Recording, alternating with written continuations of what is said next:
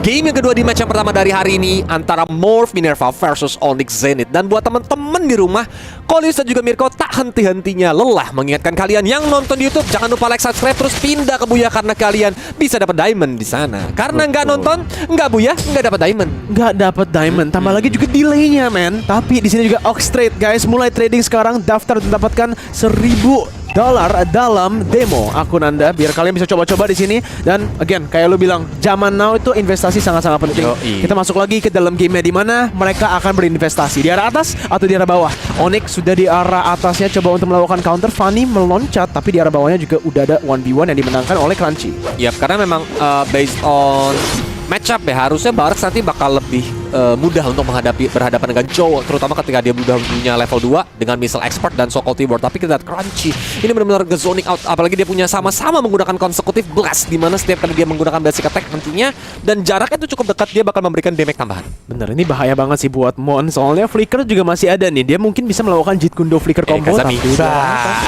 Langsung diajar dengan arcane shade-nya Kazami yang sembarangan lewat, untungnya belum mau diinisiasi lebih lanjut, walaupun dari seorang Beatrix yang langsung lari sedikit ke arah belakang nih Guminya, karena dia takut bakal dibicil habis-habisan. Tapi Crunchy dikesot-kesot dengan seal cable yang menuju ke arah depan sana. Crunchy sekarat banget, Mikasa masih bisa mengocek-ngocek dan hampir saja Crunchy ter-takedown. Untungnya masih miss dari cable-nya Mikasa itu sendiri. Waduh, itu sayang sekali. Tapi di arah atasnya bisa lihat langsung udah ada response dari tim Onyx Zenith, dimana mereka melakukan rotasi ke arah atas. Lihat sini, Lucretia berada di posisi yang sangat-sangat buruk, tapi udah ada turnaround yang dilakukan oleh tim Morph. Masih bisa kabur, dua-duanya nggak ada yang mati.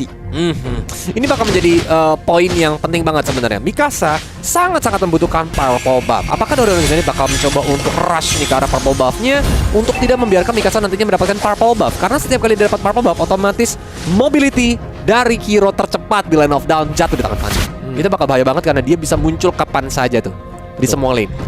Dan ini yang kita bilang lagi ya, ini sebenarnya itu Alin yang menggunakan Takito loh. Gue tadi tuh agak lupa dikit ya. Dimana dia tuh, mid lane ya. Sekarang kita lihat saja udah ada Weighted Dragon yang belum digunakan, masih ada flicker dari seorang Mon, dan itu bakal menjadi turtle yang diamankan. Tapi lihat di sini Mikasa dan teman-teman masih bisa melakukan damage ke arah depannya, bakal melakukan targeting ke arah Mei-nya, tapi masih bisa kabur. Sekarang Alin tidak akan melakukan apa-apa, dua-duanya bakal langsung disengage aja. Turtle diambil, objektif udah hilang.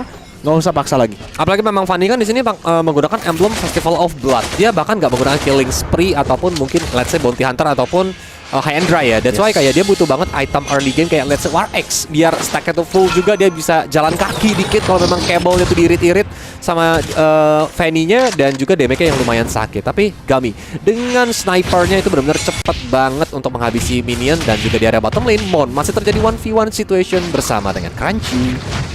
Ini kalau kita lihat di XP itu memang cuman dancing, nggak sih? Mereka berdua cuman dansa-dansa aja. Poking aja lah ya. Susah banget untuk melakukan full engage lah. Soalnya di sini, kita lihat aja Death's Welcome sudah digunakan ke arah cowoknya. Udah ada follow dari Fanny-nya, dan lihat di sini Jeet Kune Do masih bisa digunakan, tapi dive ke arah belakangnya again and again. Crunchy sekarang dengan 1 HP. Apakah dia bisa melakukan outplay? Mikasa masih nunggu untuk energinya. Kita lihat di sini. Oh my god, pasti miss juga dari seorang Mikasa, karena dia bahaya banget terkena serangan dari turret, membuat first blood pun terjadi. Oh my god, itu benar-benar fatal banget momennya, karena dia adalah seorang jungler yang harusnya mendapatkan 1 poin killnya, tapi karena terpancing sama seorang Crunchy dan dia yang malah ter-takedown. Waduh, tapi sekarang kita lihat udah dari engage di arah Morph Minerva ke arah tengahnya. Masih ada Gumi menggunakan ulti, snipe-nya kena, dan itu bakal menjadi kill yang diamankan lagi dan lagi, bukan cuma di bawah tapi di atas juga. Double burst damage-nya ditambah lagi masih ada endless shot yang tadi langsung menusuk ke arah jantungnya Kazami, membuat dia nggak bisa ngapa-ngapain. Dan ini yang tadi Kolius bilang, dia langsung dirusuh. Untungnya masih ada retribution yang on point, tapi ini menjadi tanda information yang amat sangat penting untuk Onyx Zenith, bahwa nggak ada lagi retribution, kita bisa setup turtle ketika turtle-nya nanti muncul di line of down.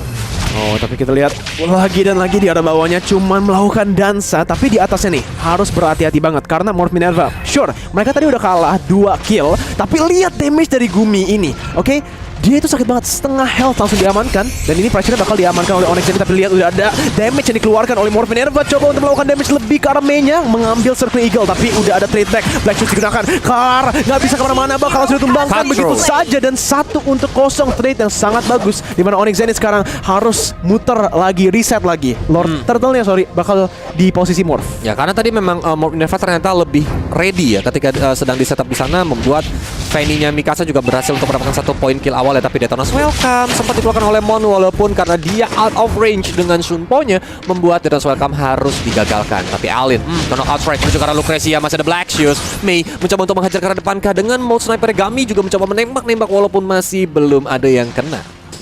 Itu yang bikin serem banget sih dari Onyx Zenith ya. Walaupun mereka itu tadi udah lose 1, Morph nggak bisa capitalize mendapatkan turtle-nya karena Gumi ini yang sakit banget, tapi udah ada Scream Eagle digunakan ke arah belakang cuman untuk melakukan setup lagi dan lagi. Banana Split yang dilakukan oleh Onyx berhasil untuk mendapatkan turret. Even mereka nggak mau setup di area turtle, kayak mereka lebih milih untuk objektif dulu ke arah turret di area top lane. Dan baru nih, Onyx Zenith terlihat untuk melakukan setup di area turtle dengan Alin yang Pakito mid laner yang berusaha untuk nge-cover, walaupun dari seorang rookie sih yang mencoba untuk maju ke arah depan. Turtle-nya masih bisa diamankan. Kazami mencoba untuk datang menggunakan Circling Eagle-nya. Fanny megang skill cable mencoba untuk masuk, tapi kena knockout strike menghentikan pergerakan dari seorang Mikasa. Alin dari sekarat berhasil didapatkan poin kill. Mikasa masih mendapatkan juga, masih di underside menuju ke arah Mikasa, tapi dia masih bisa selamat, bahkan kelarnya berhasil untuk di take down. Crunchy sendirian mencoba untuk dikejar oleh satu hero yaitu Kazami di depan sana, tapi dia tidak mau terlalu fokus. Mereka langsung saja menghajar ke outer middle turret. Waduh, gila itu Fanny-nya bener-bener loh. Damage output yang dilakukan di sana dan juga decision making dari timnya untuk nge-follow up sangat-sangat besar di sini. Kita lihat aja highlight instant replay by Lita. Di sini oke, Onyx sudah melakukan turtle-nya, udah mendapatkannya, tapi mereka lihat itu resource-nya udah digunakan semua loh. Dengan itu Mikasa langsung maju dan lihat follow up-nya semuanya percaya banget dengan Mikasa di sini, dimana dia maju satu tim full maju nggak bisa mendapatkan apa-apa. Crunchy pun yang menunggu-nunggu dengan Way the Dragon ya nggak bisa dapat. Mau tidak mau dia harus mundur ke belakang dan merelakan ya kan outer middle turretnya dimiliki oleh Morph Minerva gitu, dihancurkan begitu saja. Dan memang tadi damage-nya udah sangat sakit banget sebenarnya dari seorang Fanny. Itu yang ngebuat mereka harus berhati-hati karena yang bisa ngelok cuman Way of the Dragon. Yes, dari betul. seorang Crunchy itu yang benar-benar harus kayak Crunchy itu harus benar-benar calculation-nya matang banget untuk nungguin Fanny masuk, dihentikan dengan The Way of the Dragon. Makanya decision making dari Morph Minerva itu bagus banget di sana. Kenapa? Soalnya Crunchy sudah kelihatan di arah tengahnya itu. Dia udah muter ke arah tengah, rotasi itu langsung gas aja, gas tabrak. Dan di sini mungkin kita bisa lihat game ketiga sih. Soalnya yang kita bilang tadi Fanny bagus, tapi harus ada snowballing. Crunchy coba untuk melakukan gank atau pick off ke arah Lucrecia, tapi masih ada flicker di sini. Resource yang sangat besar yang sudah digunakan, tapi masih ada Black Shoes. Karena dengan Black Shoes itu kan dia bisa cut back ya, atau kayak langsung tarik ulur lagi, langsung malah dibalikin team fight-nya. But Mei yang memang sangat-sangat bingung nih, dia mau copy ultimate dari siapa, tapi Crunchy yang sendirian coba tuh dipunish sama 3 orang teman-teman dari Morph Minerva, walaupun masih bisa mundur karena agak sedikit capek juga kalau kejar Chow ya. Tapi nah lo Black Shoes mulai dilakukan, Steel Cable juga dilepaskan menuju ke arah depan, Cutthroat menuju ke arah Gami langsung mundur ke arah belakang walaupun dengan mode snipernya. Dia harus kembali menjaga jaraknya, kalau tidak bakal diesek-esek sama Mikasa. Dan inilah dimana kalau kita lihat dari mid game ya, ini harusnya Morph Minerva yang mendapatkan power spike yang sangat-sangat besar.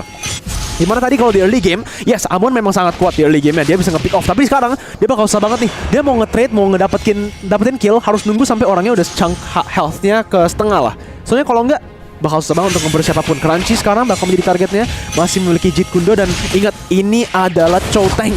Dan lihat Mei, Cutthroat, Steel Cable masih bisa satu kabel dari seorang Mikasa, mencoba untuk membalas ke arah atas, kata Renta tidak karena energinya juga udah mulai habis. Tapi dari seorang Clar menggunakan camouflage untuk segera mundur ke arah belakang sana karena it's too dangerous kalau memang dia mau maksain banget team fight tadi di dekat area orange buff.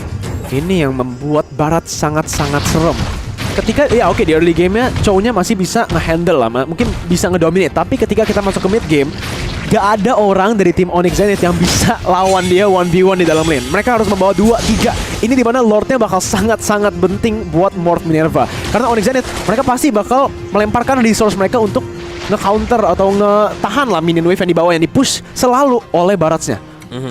Itu yang bakal menjadi momen dimana apalagi kan Barats to sustain gak sih ketika di middle to late game, itu yang bakal ngebuat kalau kita lihat dari susunan Onyx Zenith, mereka tuh nggak punya hero yang bisa melakukan penetration terlalu dalam ke arah Barats. Paling Gumi yang bisa ngincar nantinya dengan Nibirunya, tapi kan ya Gumi harus jaga-jaga posisi nih. Kalau dia sembarangan di depan ditelan sama Barats, atau enggak tiba-tiba Fanny-nya Mikasa bakal bisa masuk dengan Steel Cable ya, seperti sekarang. Steel Cable mulai dilepaskan menuju ke arah depan, Mei yang selalu diincar, di Cutthroat begitu saja, dan killing spree didapatkan oleh Mikasa. GG sekali dan begitu saja 1-0. Trade yang sangat bagus lagi dan lagi. Bawahnya juga sudah di-push. Pakitonya nggak bisa melakukan apa-apa. Crunchy coba untuk membuka map tapi masih ada stun yang dikeluarkan. Tapi itu Dragonnya tidak kena dan itu mungkin menjadi fatal. Crunchy coba untuk di-re-engage di sini di mana damage sudah dikeluarkan. Crunchy masih bisa kabur untuk menggunakan cheat kundonya. Tapi lihat, oh my god, itu bakal menjadi great escape. Aduh, tapi langsung ditabrak oleh seorang Mikasa dan Mon pun akan mendapatkan kill ke seorang alien. 2-0 buat Morph. Itulah dia yang bahayanya seorang Vayne ya, dengan steel cable-nya yang kalau memang udah panas nih, udah on point, di tembok-tembok dia bakal cepat banget. Walaupun terlihat jauh, tiba-tiba dekat begitu saja. Itu seperti para cewek-cewek yang selalu PHP cowok-cowok ya. Waduh. Kelihatannya jauh tapi tiba-tiba dekat lagi gitu kan. Terus jauh lagi, jauh lagi, menghilang gitu ya. hari-hari di talik ulur. Tapi ini dia Gabi pun berhasil untuk memainkan objektifnya di area bottom lane walaupun harus ditukarkan Lord yang didapatkan oleh Morph Minerva. Nah ini yang membuat susah. Ini yang membuat gamenya susah. Mereka dari Onyx Zenith mereka mengambilkan Chow ini karena mau nge-lockdown, ya kan? Tapi bentar, kita lihat dulu dari segi itemnya nih sekarang. Morph sudah mendapatkan gold lead 1000 lah ya sekarang itu. Apa yang mereka dapetin? Itu udah 3 loh Radiant Armor. Look dari itemnya Vayne, dia bahkan buat Heptasis, Bloodlust X dan Radiant Armor. Radiant Armor di sini kan sebenarnya dia untuk menahan Endless Shard ya, karena kan hitungannya tuh DPS magic kan. Yes. Dari seorang Aemon itu sendiri. Dan apalagi memang nanti Arcane Shade serta Shadow Strike-nya Valentina kan juga bakal pelan-pelan tuh nyicilin dia.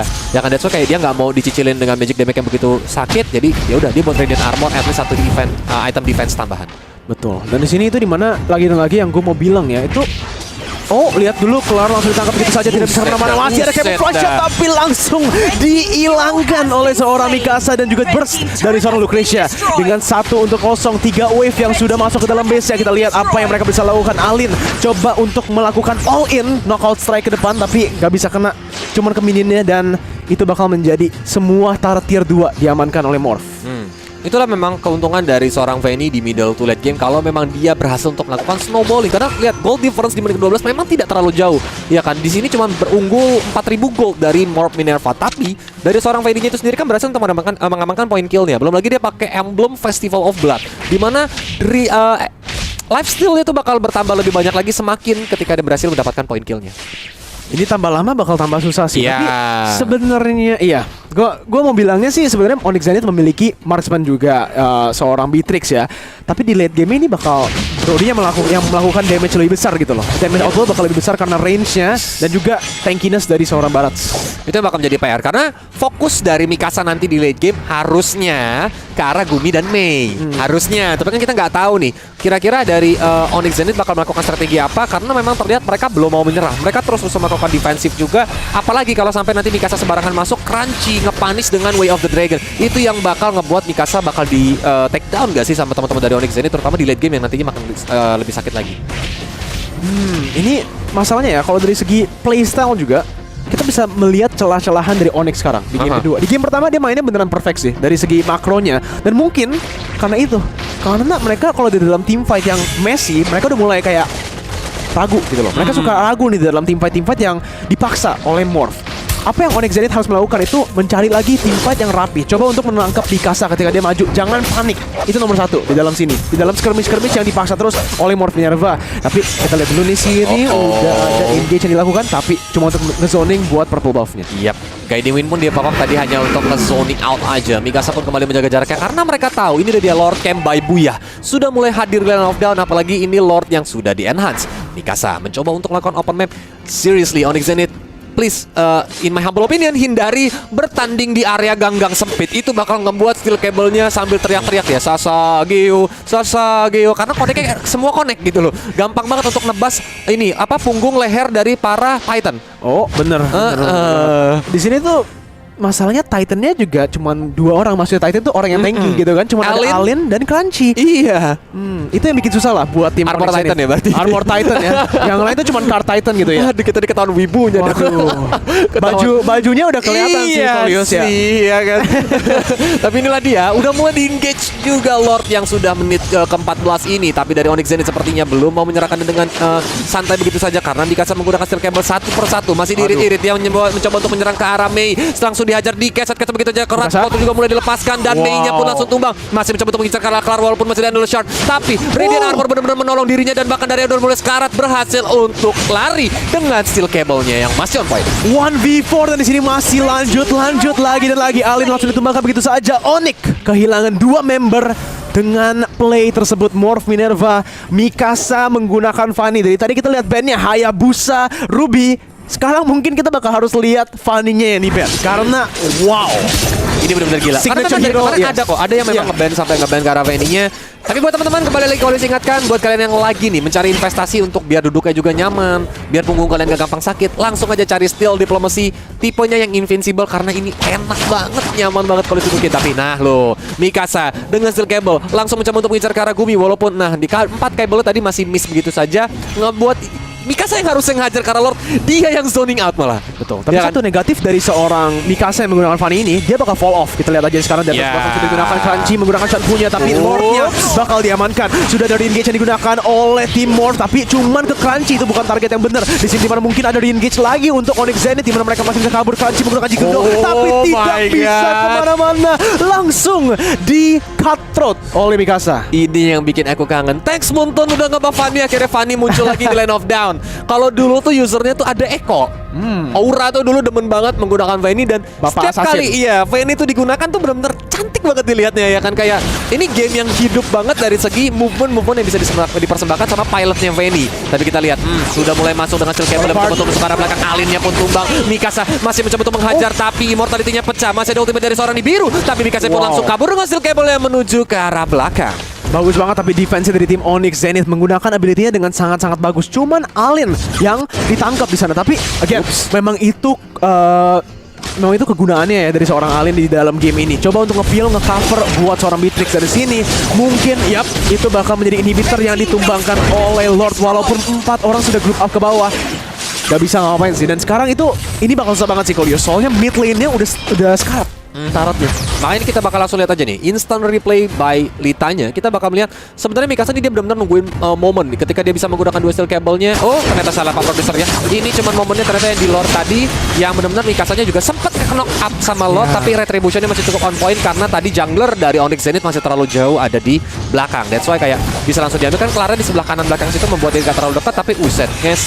Maksudnya steel cable demi steel cable dikeluarkan menuju ke arah Crunchy yang on point. Armor Titan-nya benar-benar bisa ditebas lehernya. Gak bisa apa-apain di sana. Lihat sekarang Mikasa coba untuk melakukan damage karena belakang. Lihat damage Mei langsung dikeluarin dari gamenya begitu saja. Dan what the my heck, God. Mikasa, what apa-apaan ini di sini? Nibudus Passion sudah digunakan untuk clear wave-nya, tapi itu play yang sangat baik.